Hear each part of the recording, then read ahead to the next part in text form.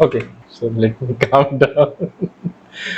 Okay, so today we'll talk about stored procedures. So we have already talked about functions and all. So yes. So see, in functions we have talked about this. We talk about that yes, we talk about table valued function, and we talk about scalar valued function. For a table valued functions, it returns a basically it returns a table. In the and in scalar valued function, it will only record a singular value. That is what we have learned. But when we so and there are two things. So now we will compare functions versus stored procedures. Okay. So let's talk about what we have in functions and what we have in stored procedures. Okay, I'm just making two different dialogue. So here we will talk about functions. Okay, so these functions we have different types, where we know about this particular tabled valued functions. Okay, and we have scalar value. Okay, now in this particular stored procedures, we have stored procedures can be classified into two types. Okay, we have uh, parameterized stored procedures and non parameterized stored procedures. Okay, so this is what we have here in. Okay, in functions we can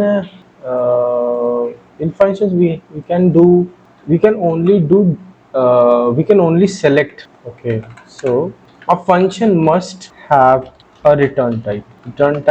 Yeah, it must return something. It must return something. Okay, whereas it is not necessary for the it is not necessary for the stored procedure that it is not necessary to return something. Okay, in in this particular functions we can only select some values. Okay, I've already mentioned you that functions inside a function we can't do dml activities. Upon dml activities नहीं कर सकते. Okay, we can't do dml activity. Okay, we can only select values. Okay, we can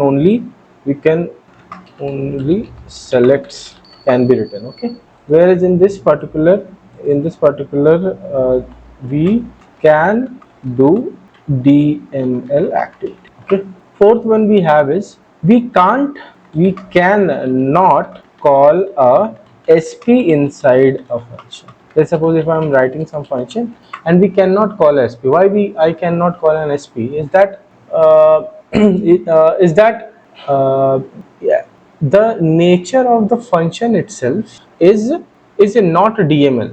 We cannot do DML activities, and the nature of the SP itself is a DML activity. Either we are selecting something, चाहे अपन उस SP में सिर्फ select ही कर रहे हो, but then also the nature is the nature state that in a stored procedure we are doing some DML activities. So we cannot call a stored procedure inside a function because the nature of the SP itself is a DML activity. Whereas we can call a function inside an SP. Okay, these are few things. Now now let's move to this particular SSMS, and today we will see the create and alter of an SP, and also we will see about how we can drop it. And okay, so let's create an SP. Let's try to create. So first let's create a for creating a SP. What we will do, we will write create procedure and we will write sp underscore, let's suppose add to or we can write it at sp underscore personal info cell means I am writing this sp just to select some values as, and we will write begin and end, and between this particular begin and end we will write select star from personal info And if I execute it, here you could see that this is being created, and just to use it, just to access this, accessing and accessing SP. What we will write? We will write extc, and we will write this particular, we will call this particular SP, it will read and execute it. So this is how this particular SP is running. Okay. So this is a non-parameterized SP where we are not giving any parameter. Okay. Let's create a parameterized SP. Let's create a parameterized SP where we are selecting records based on employee ID range.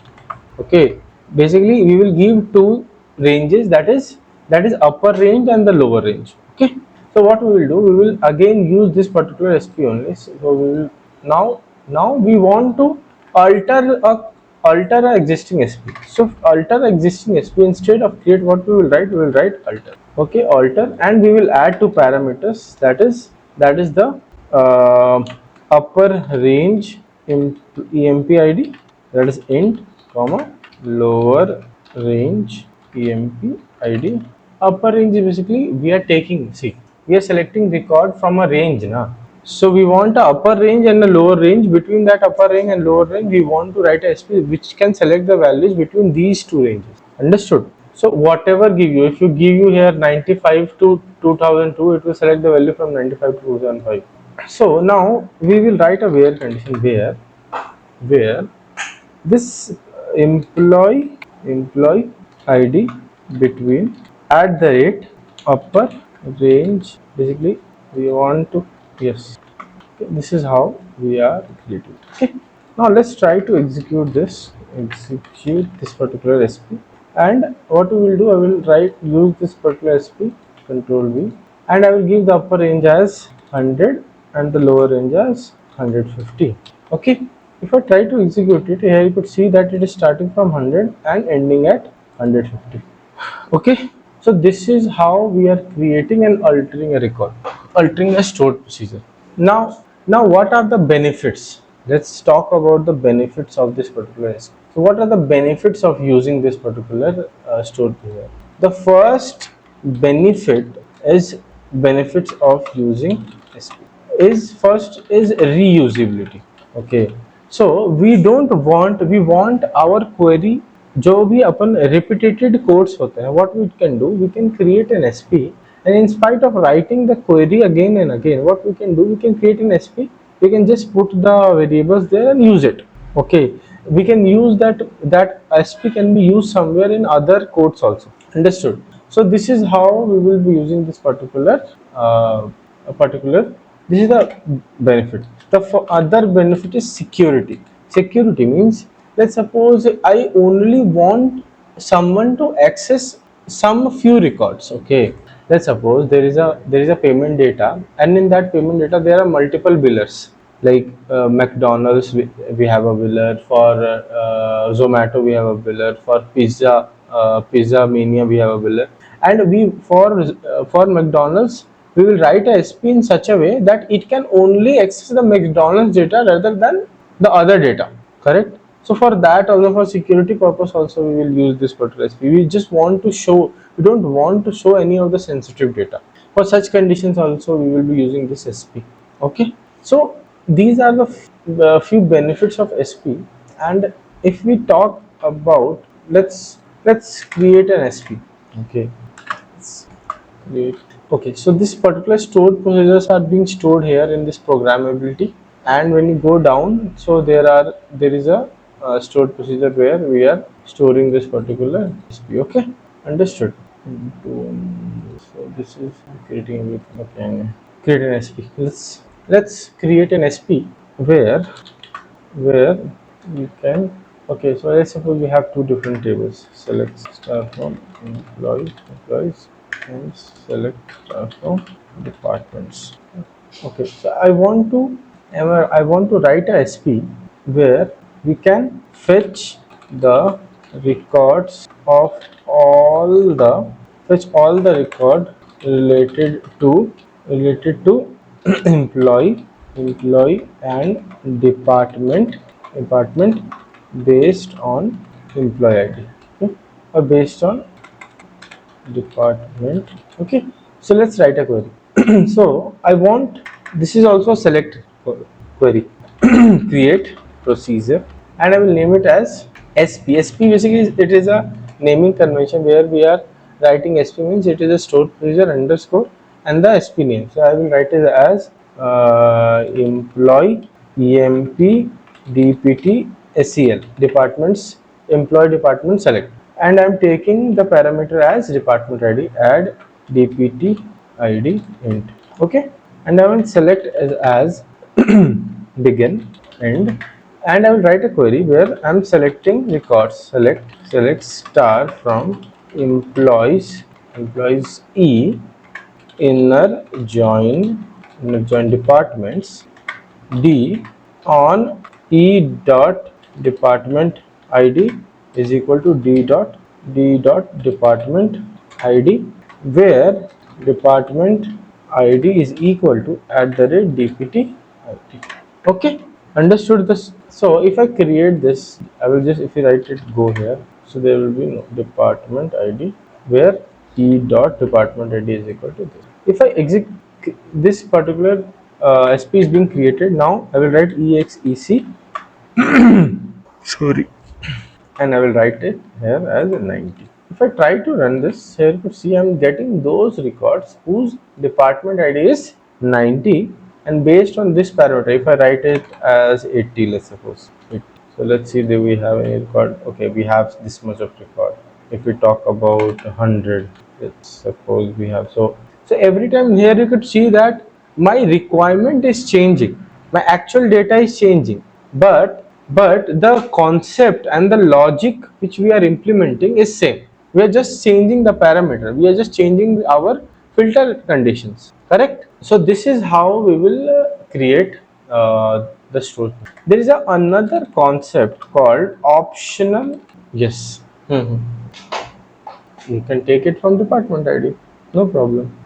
See, here I am using inner join. So let's suppose in the whether I could take the department ID from the right table or the left table, it is present there. But let's suppose if you are using the left join, so what we need to do, we need to select the department ID from the left hand side table, because every data, we will take every data from the left hand side table. Okay, this is the common problem which student faces. For that purpose only, you have to think about the scenario. Let's suppose I have a customer table and I have a orders table. Okay, I need to find which of the customers are haven't ordered this month. Okay, so for that, what I can do, if I put the inner join, it will only give the common records. So I don't want the common records, correct? I want those customers. I want those customers where whose data is not present in the order table for this month, correct? That is what I who didn't order this month. So what I will do, I for this condition, if I think I want all the data from the customer table, and then I will compare with the order table. I will check which of the particular customers haven't ordered this month. So whoever didn't order this month, they do not have any data in front of the, like, in front of the customer table. If someone haven't ordered, that order table column will be null. Okay, so this is the way you have to think whether you want that or not. Okay, and it will come from practice only. That is why I have given you so much of questions to practice. Okay, so this is let's talk about another concept called optional parameters. So optional parameter, let me show you with an, so I have to create a SP where we want to insert the record in the personal info table. Okay, you want the record for whichever data is present. Okay, let's and make the parameters as optional. Okay, so basically, let's suppose this is my personal table, and in this personal info table, here you could see there is 100. And what I will do, I have to write a query where I will be giving some of the records If someone has given employee ID, okay, insert it. If someone haven't given employee ID, there is no need of, so I will make this email and phone number as optional. If someone will give the email ID and phone number, okay. If not, then it will load, then it will keep it as null. Okay, this is a, so if I create procedure and I will write sp underscore employee info ins means insertion. SEL means selection, in INS means insertion, UPD means updation. So if we are creating SP based on these particular um, problems, so we can use that. No, so let's take it as Control S Alt. If I press Alt F1, you could see that I want to make the parameters these much. Okay, so Control V. Okay, I will make it as Alt plus Alt. When I press Alt, and this is the scroll button, mouse. Okay, so if I scroll it now, it will. This is how I do it. Alt and the left key, and I scroll it down. Okay, correct. Where 50. Control C, Control V. Okay, okay. As, and I want to make this email and phone number as optional. Means if someone will provide any data here, okay. If we are not providing data, keep it as null. So what we will do, we will so to make any optional character, we have to write it as equal to null and equal to null. Okay, and this is how we make optional parameters in SP. Okay, begin, end. Okay, now what I will do, I will write an insert statement. Insert into employee underscore info, employee info. Yes, we do manipulation languages here. Okay, so basically in values, what I am doing, I will be using these particular parameters. So that those parameters only I want to insert. So I will write as employee ID, comma, at the rate first name, comma, at the rate last name, comma, at the rate email, comma. Okay, understood. Now if I try to create this particular stored procedure, so here you could see that this particular stored procedure is being created. Okay, now we have to insert something. So let's try to insert everything. So initially I'm giving it at Maunika. So the employee ID will be 2050 to 50, comma. First name, last name will be J, and the email ID will be MJ, and the phone number will be around this. I will take phone number from here. Okay. If I try to execute it, here you could see the data is. Oh yeah. Sorry. If I try to execute it, I could see that this is being executed. Okay, invalid object name, employee. Oh, now you can see that one row is affected, and if I try to select this, select star from personal info, personal info. So here is the data which is being inserted, that is 250 Monica J. Let's try to run this again, but in this particular, now we are not giving any values here. So what I'm doing, I'm passing null values, MJ, since Monica 2, and I will keep it as 251, J2, MJ. Basically I'm just putting null. Okay, so we have made this particular email number and phone number as null. So if I try to provide null and run it, you could see that one row is again affected, and try to select it from here. So now I have this Monica J, Monica 2, Monica J2, and null. So this is the another concept of using optional parameters, and when we need. Now the question is why and when we need this particular optional parameters. So every time it is not necessary that if we are inserting some values, let's suppose if you are trying to insert some values in a table, okay, and we have written at sp and some, okay, let me show you one example using this particular. So let's suppose we have a web application, and this web application has a API. It has a API, and this particular API is using some SP to hit to a database. Okay, database to insert records. So this particular web application will, what it will do, it will use this particular API to, and this API will use some SP to insert some records into this particular database.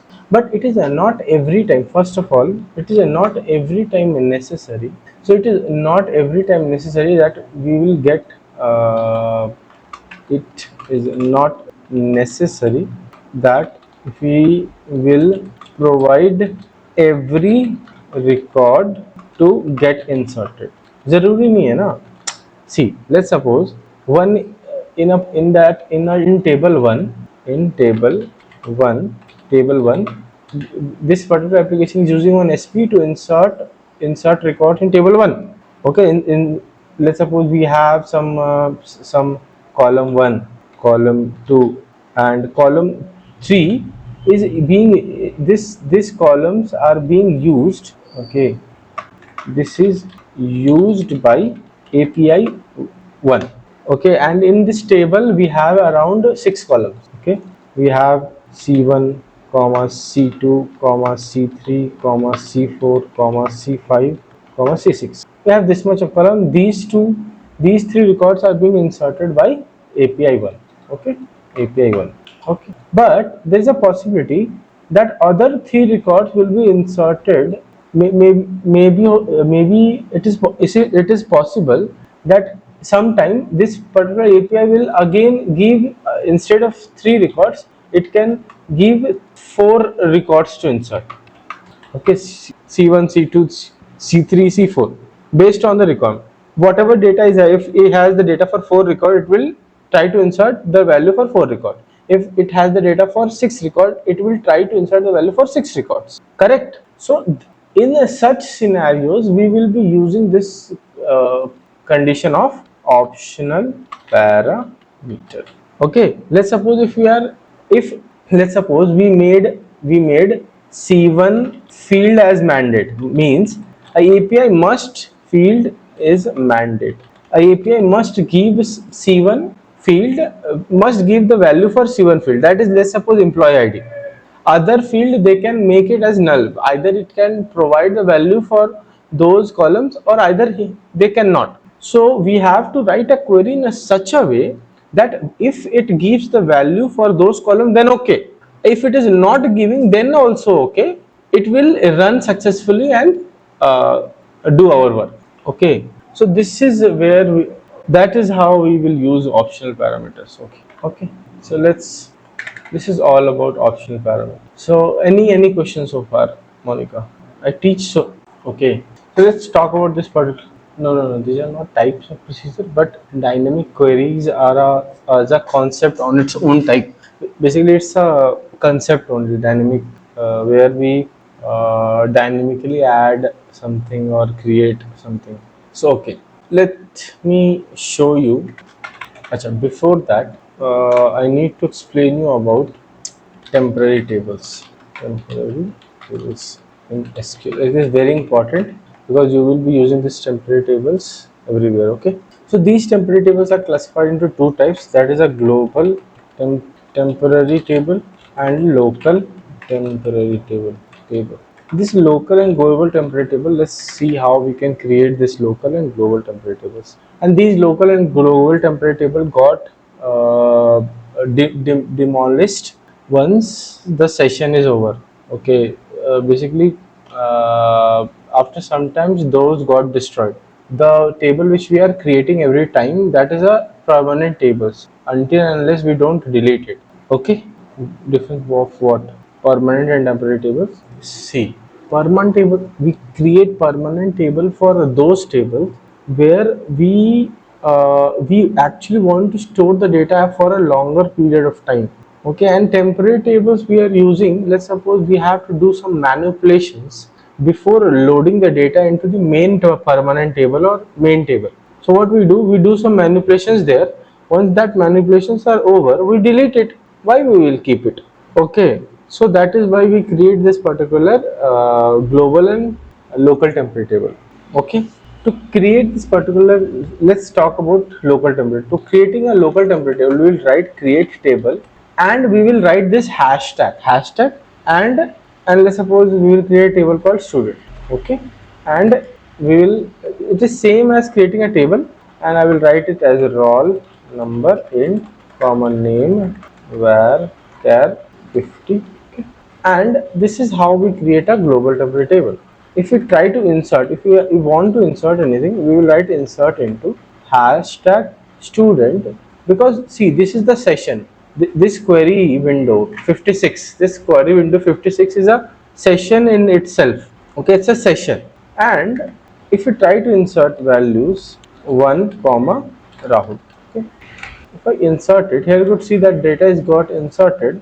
And if you try to select this particular value from this student temporary student table, it is available here. Say correct, but we are adding this particular hashtag, the one. Correct.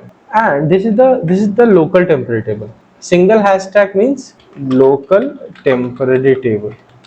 And this local temporary table can be only be accessed within the session. Only be accessed within the session. If you try to create a new session, and if I try to select star from student, hashtag student, we are not able to access it.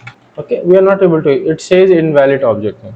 Okay, but but but let's try to create a global temporary table. For creating a global temporary table, what we will do, we will write create table, and now we will use this particular double hashtag, and now I'm creating a table called teachers, teacher. Okay, and I'm writing it as teacher id int comma teacher name varchar.